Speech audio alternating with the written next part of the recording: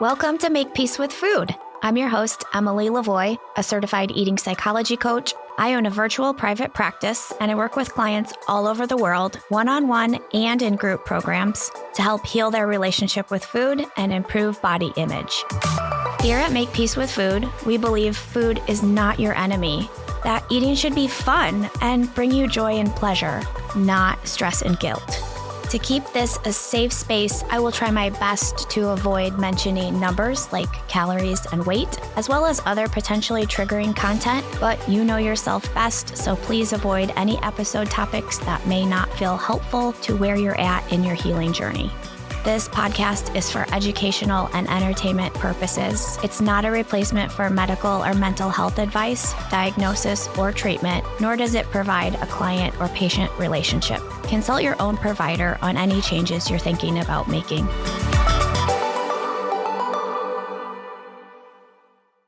Today's episode is brought to you by my one-on-one coaching.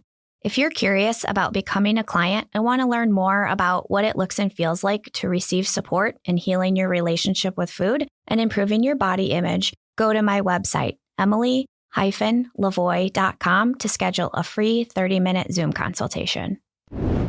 Welcome to episode 13. I'm really excited about today's episode. It is going to be on satisfaction, and I'm specifically going to talk about all of the things that contribute to satisfaction or building a satisfying meal or snack. But I'm also going to talk about the difference between satisfaction and fullness, which is, I think, fascinating and interesting and helpful as we try to go through this world and heal our relationship with food and feed ourselves.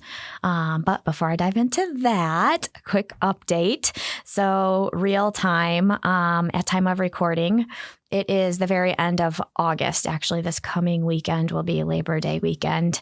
Kind of makes me a little bit sad because I know that means the end of summer is approaching and cold weather is coming, but I also do love football season, so I'm trying to keep it positive. But I am getting busier.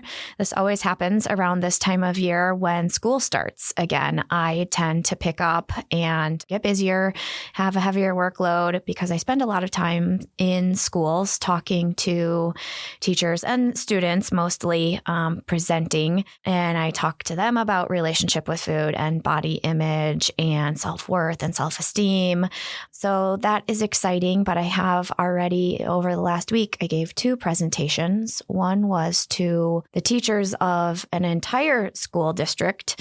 And that presentation topic was called Identifying and Supporting Students with Eating Disorders. And I think I shared some very useful knowledge and information about eating disorders that we don't commonly think of and how to look for those, or kind of like this specific school district has a lot of low income kiddos, unfortunately. And because of that, they might be experiencing food scarcity or food insecurity. And they are going to be struggling with a whole different set of disordered eating and eating disorders than a school district that is more affluent. So I think I educated those teachers. I was really happy to do that. And then I also gave a different presentation. And this was to a group of ladies.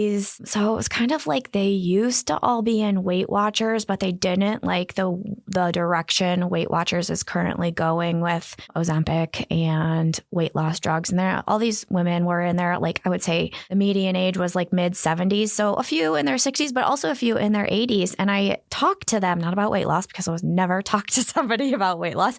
I talked to them about body image.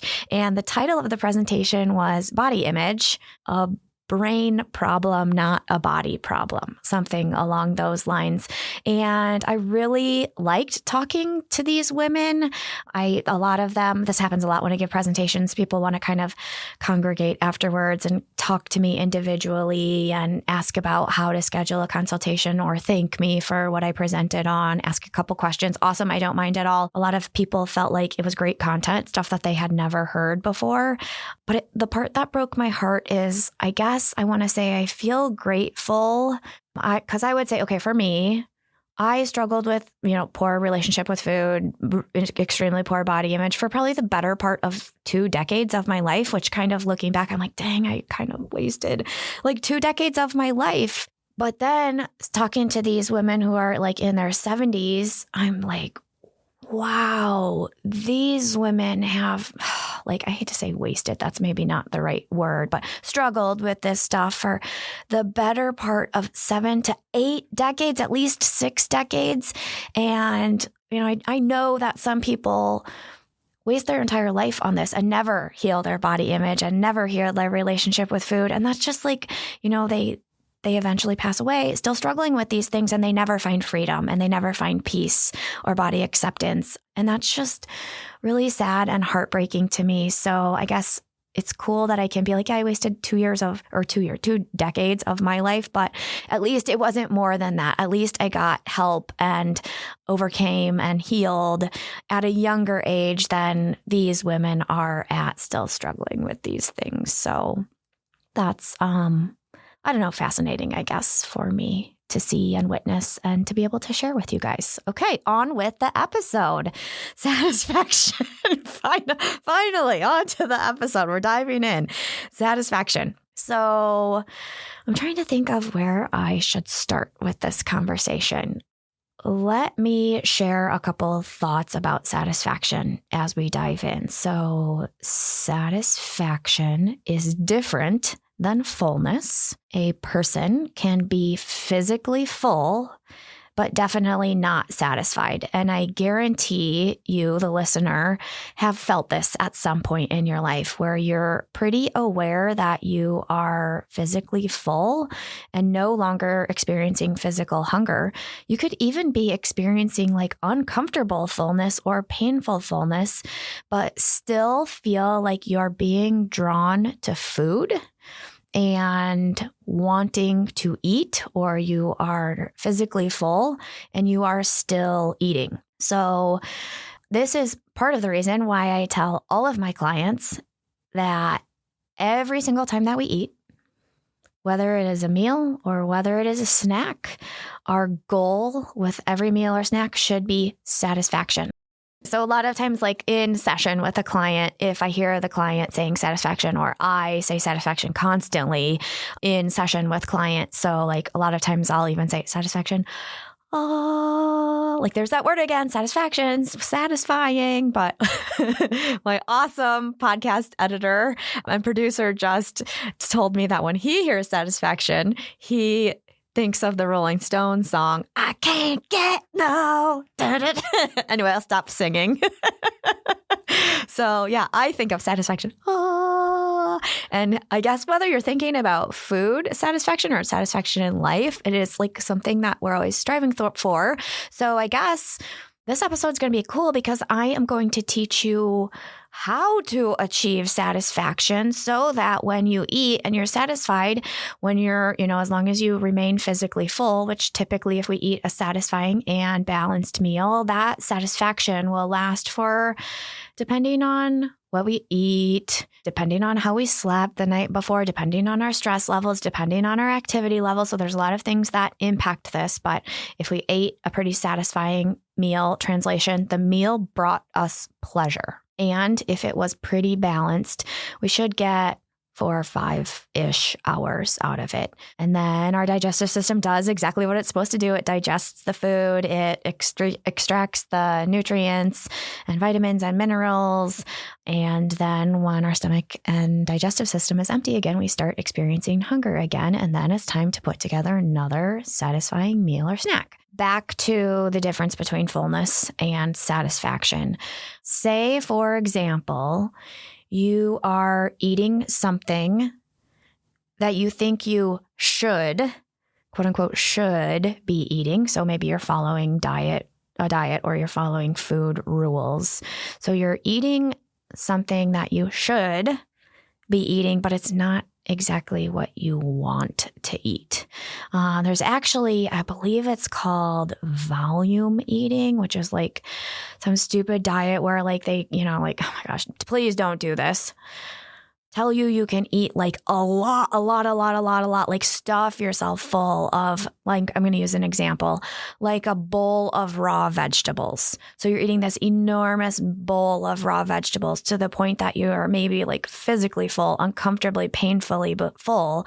There's a really good chance you're going to feel fullness, but not be satisfied, because raw vegetables alone would not satisfy most people, because they don't, that would not check all of the boxes or the components that contribute to satisfaction. Or say you're on a diet and you make a meal that consists of like a plain boneless, skinless chicken breast with like no seasoning, no sauces, and maybe salad that's pretty plain and, lacking flavor and balance.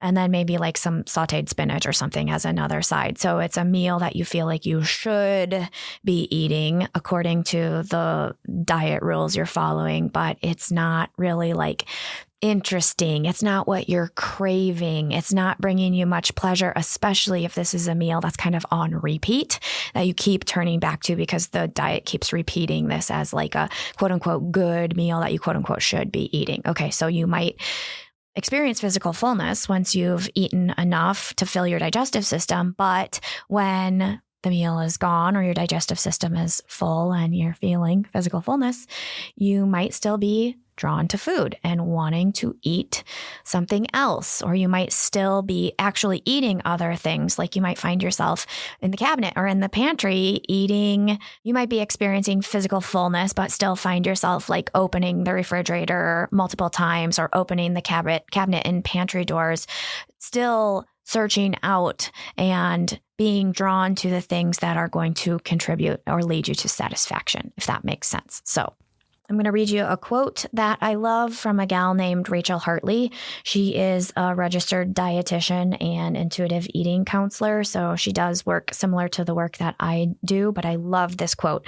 It says, "Fullness is the physical sensation of satiety, while satisfaction is the mental sensation of satiety." So I'm going to read that again. Fullness, I'm pointing to my stomach right now. Fullness is the physical sensation of satiety, and satisfaction, now I'm pointing to my temples or like my head. Satisfaction is the mental sensation of satiety. So that's kind of a way that I kind of distinguish between the two. Like one is a stomach feeling and one is kind of like a stomach and a brain or a thought feeling. I hope that helps. So there is a principle in intuitive eating, and it is called the satisfaction factor. It is actually the fifth principle, and it is known as the hub of intuitive eating. And so now I'm going to explain another visual to you. So think of like a bike wheel, and satisfaction, or the satisfaction factor, is like the center of the wheel. And then all of the spokes coming off of that are the other principles of intuitive eating, and they all support us satisfying ourselves. So I know that there is going to be a future episode coming soon where I talk briefly about each principle of intuitive eating, kind of keep it in a nutshell, just to kind of give you guys a better understanding of what intuitive eating is. And like, if you're interested in pursuing and learning more about intuitive eating, kind of like, oh, this is what I'm getting myself into. Oh, this makes a lot of sense. Oh yeah, I definitely want to do this because I just know that this is going to be a better way for me to support myself and heal my relationship with food, versus continuing to be on the diet roller coaster, merry-go-round spin cycle of yo-yo dieting.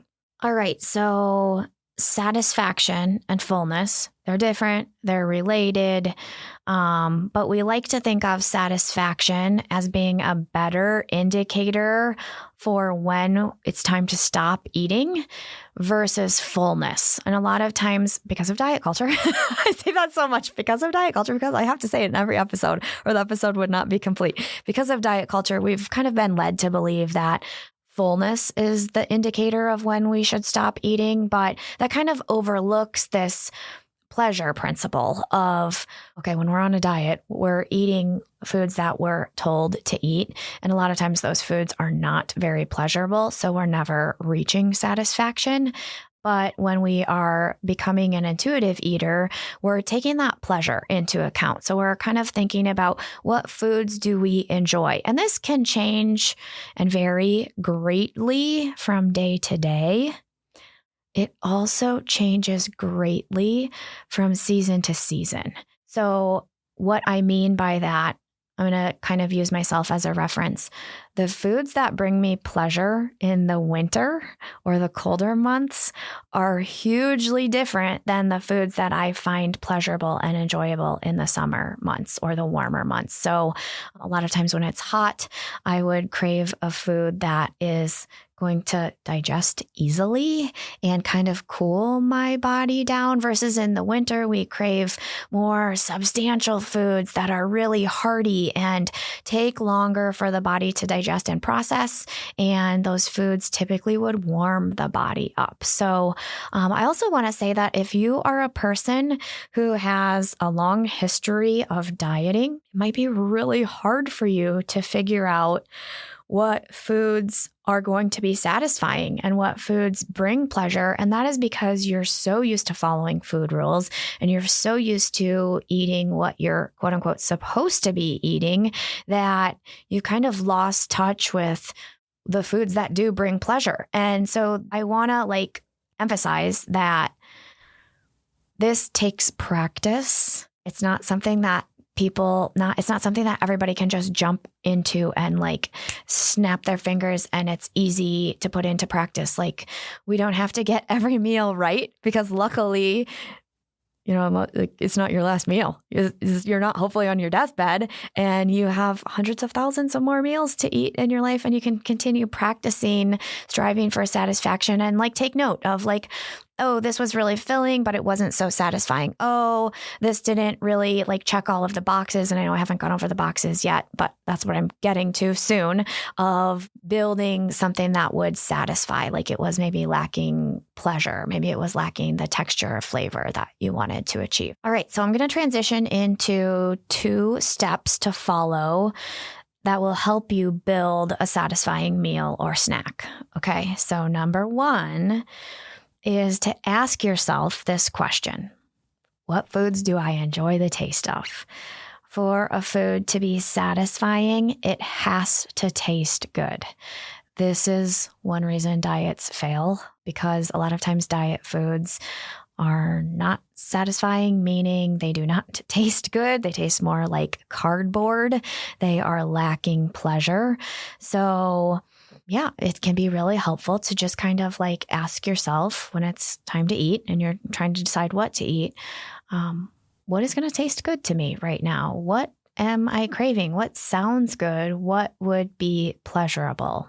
It can be helpful, again, especially for people who have that long history of dieting, to make a list of foods that you enjoy eating, whether that is the taste and flavors of the foods, the textures of the foods, the smells of the foods, the temperatures of the foods, because it changes so much from day to day. So having that list can be thought of as a tool or a reference guide for those times when you're just not really sure. And with this list, we can kind of take note of, oh yeah, that was really filling and satisfying, or you know what, that wasn't very filling and satisfying, but the next time I make it, I might be able to add this ingredient to make it a little bit more satisfying. So again, I'm going to use myself as an example. In order for something to satisfy me, it needs to have a component of something that I have to chew. And it's bonus points if it's a crunch. So an audible, I can hear myself eating. So think of a potato chip, the crunch and the sound of the potato chip. I know from practice and experience that if something is lacking the need to chew and lacking the sound of a crunch, I am not going to be satisfied when I'm done eating it, even though I might be physically full. Let me give you some examples. If I were to drink a smoothie, even if it was balanced, meaning it contained a carbohydrate, it contained a form of dietary fat, and it contained protein, and I really enjoyed the flavor of it. You don't have to chew it. You just drink it. I would be physically full, but I would still be unsatisfied. I would still have the desire to eat. I would still be seeking out something that could help me achieve satisfaction. If I were to have like a soup, a lot of times you don't have to like chew, or you don't hear yourself chewing soup. So because I know this, I might grab like some tortilla chips, depending on what the soup is, and like toss those on top of the soup, or add some croutons, or I might have some soup and a grilled cheese sandwich. So I would kind of add components that I know will help me achieve what is satisfying to me. So take note and make adjustments, like add ingredients to your meals, to your snacks, in order for them to become more satisfying to you. I had a client that used to eat things like maybe like a yogurt bowl for breakfast in the morning. And she really noticed that if what she was eating was cold, only contained cold or room temperature ingredients, she wouldn't feel satisfied. So we just made some adjustments, and she started having things like breakfast sandwiches that are typically warm, or like a breakfast scramble or an omelet. And that really helped her achieve satisfaction at breakfast time. So yeah, pay attention to yourself and the things that satisfy you or don't satisfy you, and make notes on these lists that you're creating, and you're going to better be able to put this into practice and achieve satisfaction.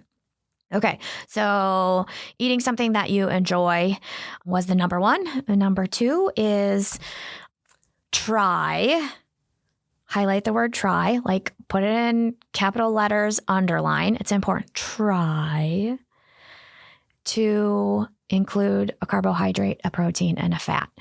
The reason I say try is that this doesn't have to be perfect. Please don't put that pressure on yourself.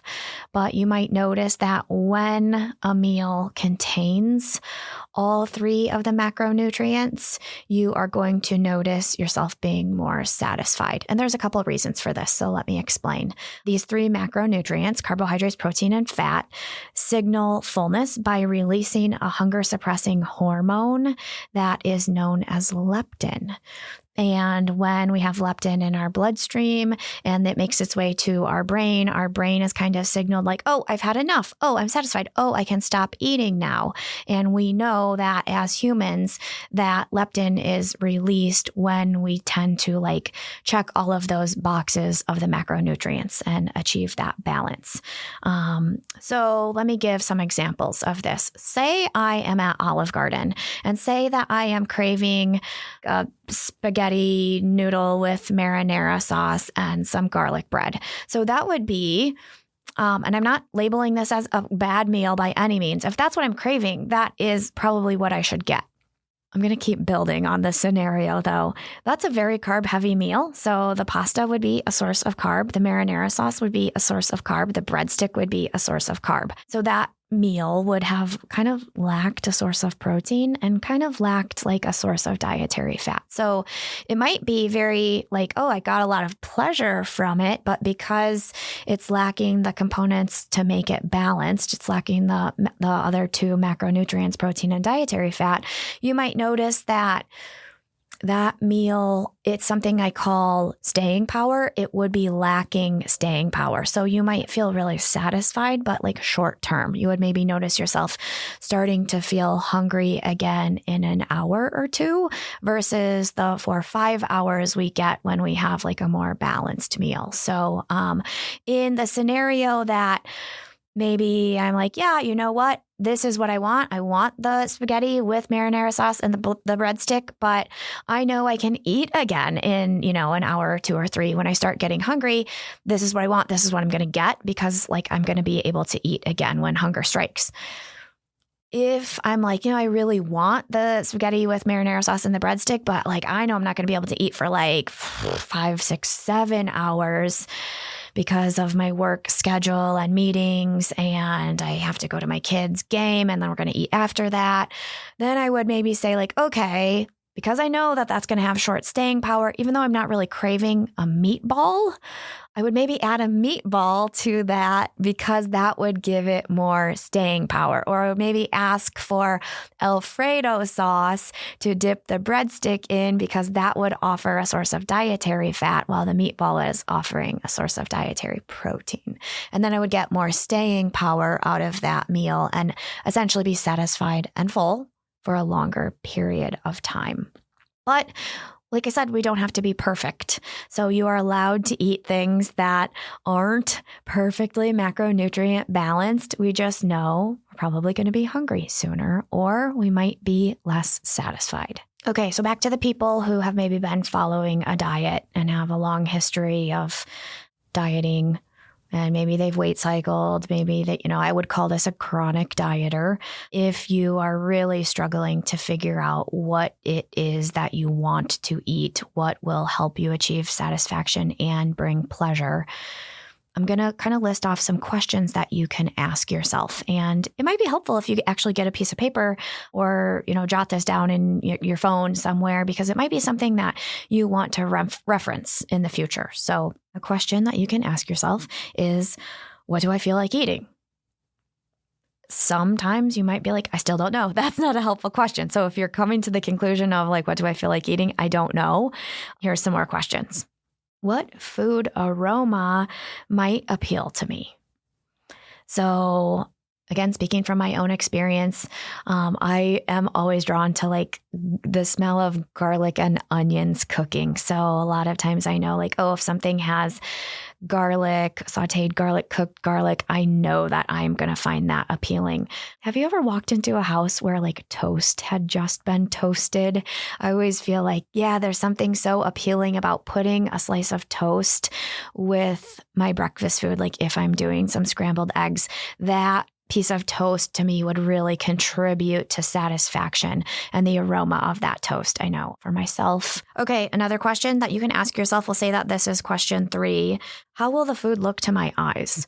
Sometimes we might say like, I know I'm like craving something really colorful, like a salad or sauteed vegetables or a fruit salad that kind of contains all of the colors of the phytonutrient spectrum. And I talked about that in a previous episode. I think it was episode 11. So you can reference back to that. How do I want the food to taste in my mouth would be question 4. Okay, this question 6 is like the one that I think is the most important and the most helpful. Actually, the next 2, so 6 and 7.